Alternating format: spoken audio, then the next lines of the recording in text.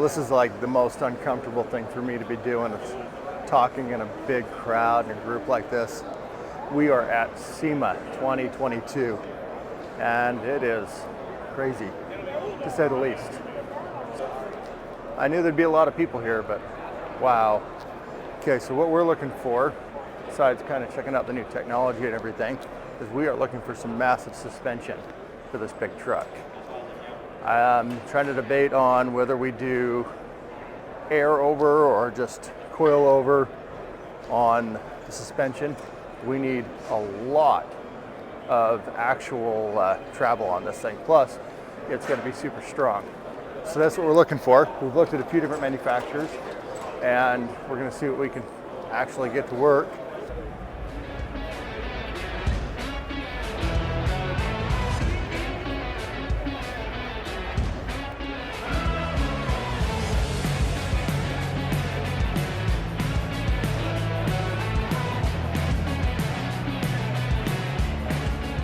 Okay, so you press that and it'll just start recording. Yep, just like that. Say hello, Jen. Okay, so I've thought about doing something like this in the past, thinking this would look really cool on top of the cab on our snorkel intake. Seeing how I could do that. I gotta check the airflow on this. It'd be pretty cool to put two of these things on top of the cab at an angle and snorkel this in. Sweet. Where does the dust go once it separates? Yeah, so there's fans in the bottom right here. There's vents in the bottom right here. You can feel it right here. Yeah, I see. And there's two on each side. So the dust and the sand, so it pretty much, dirty air goes in here. Okay. Two fans on each side. They circulate and separate the dirty air from clean air, and they spew the sand and the dirt out these back vents. And then the tube obviously goes into your filter and it seems the clean air. Some of our hardware is actually on the Golden Nugget that held the Chad put in, holding all the wiring and some of the lights and parts on there. So some of those screws and hardware we supplied. What we've got, we have a deluxe plenum that contours the bottom of the dash if you want, or we have this one here that comes with a dual center one and then two single ones to go out by each door. Okay, so this one. So I was thinking about doing some different round ones, different parts, mainly, putting them down instead of out. So hiding them a little bit more. And then I'm doing a little bit of a center console down underneath the seat, underneath the bench. I was hoping to come out of that. Can I run ducting off of this and yeah, run it out you can run the duct hose off of it, but the unit itself is going to be on the inside of the passenger side firewall. Okay. Okay. All right. So are these sealed units? Are they serviceable? No, it's serviceable. You can actually take it apart and replace the blower motor, squirrel cage, or the evaporator core itself. Okay. Is there a pre-filter or anything like that for cab filter? No. No option. Because it's all just a recirculate unit. It's only recirculate. Okay. Yes. So just pull anything in from outside. Right. Okay. All right. So I can keep my existing exterior, all vents from down by the feet? As long as they seal off real good. And is this high speed here? What's it? No. It's on.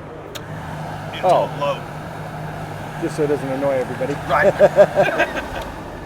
Okay. And it's a 3-position? Yes. But 4 off. 4 and then with off, yes. 3 speeds. Well, that's not bad. And then these are for your defrost. Defrost, okay. What? I can feel it over here. That feels good. Oh, I know, I like it.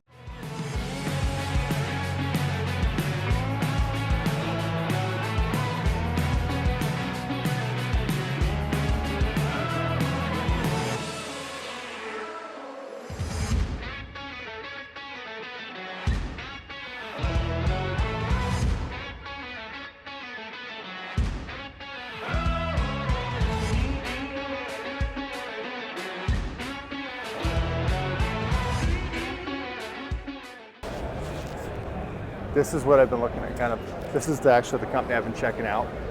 And these are the penetrations to the firewall. I've been trying to decide which one I want to go with. Thinking, I just want that heavy industrial look, but that clean look would be nice too. So we'll have to see what they suggest. And then these are gauges, and then those are vents. So the other guys didn't have a whole lot of options on vents, but these guys do. So let's check those out.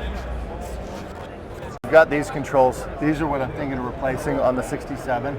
So we just have these 3 controls in there, make it nice and clean, and that would keep it as close to existing factory as we can. That 67 doesn't have the sliders on it like the 68 through 72 do, actually through the whole 70s. So we want to stick to the 3-button, keep it as factory as we can. Okay, so we're already over here talking to Bill Stein with Nathan, and we're looking at their valves on their body's 4 controls, going from a stiff to a soft suspension. So my thought is, if we can customize this valve, we can change it over with a solenoid to go high to low. Check this out. Okay, so right here, they get the quick valve.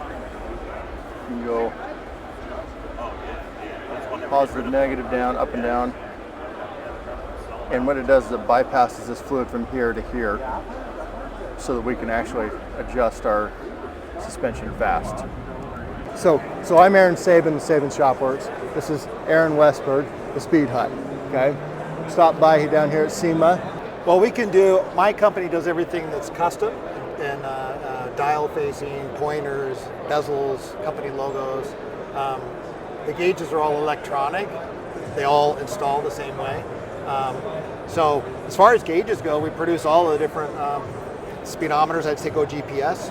You go GPS, then you don't have to worry about calibrating the sensor. It's probably our most popular. I know that was unit by always far. a concern when I was younger.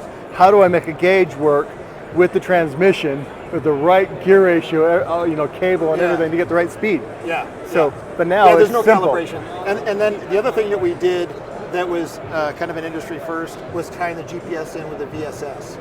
VSS, So the explain that. VSS is just your vehicle speed sensor. Oh, okay. And which is typical how they've always done the speed sensors on all cars, right? Just reading the speed off a wheel sensor or something like that. Oh yeah.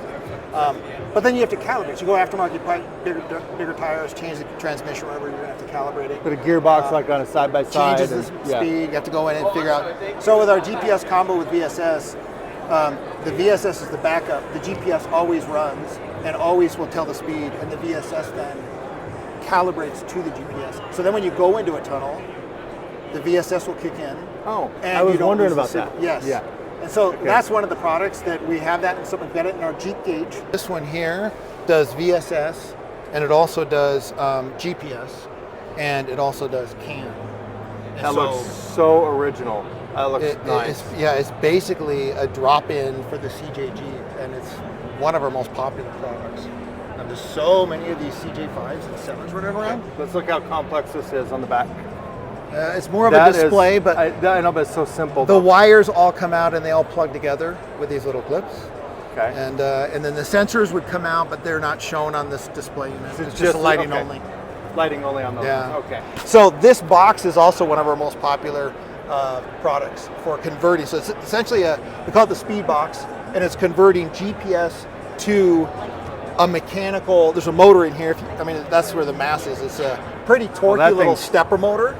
Real well built. Yeah. Most of it's motor inside there, just because it's got to be able to drive that speed cable through the friction to the speedometer. Yeah. At speed. And the comments I hear is that, first of all, you make sure you have the product here and ready so that when someone orders their custom gauge, you guys literally build it for them and ship it out. It's not a, hey, we got to get it from some out of the country. It's literally, let's build it and ship it, right? Yes. You got that right? You have to, because everything we make, like you saw those custom gauges over there, are all made to order. Yep. And they've done all their artwork on logos and everything, so there's no way that we could have that manufactured offshore and brought in. And so all of the raw parts, all the design, all of the tooling is all owned by us, and it's all manufactured in Utah. So we can control everything, which has let us over the last couple of years ride through all this part shortage stuff that we've had. Yeah.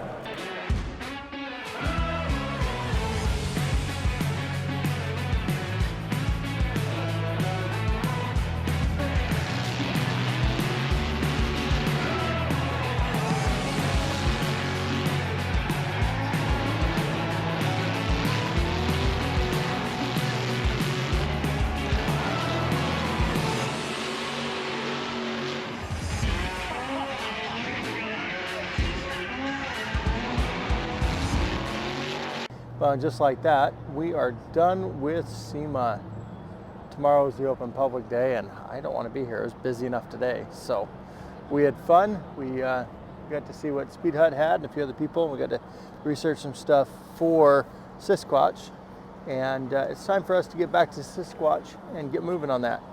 Got a little time off, but oh man, it's been work. So let's get to it.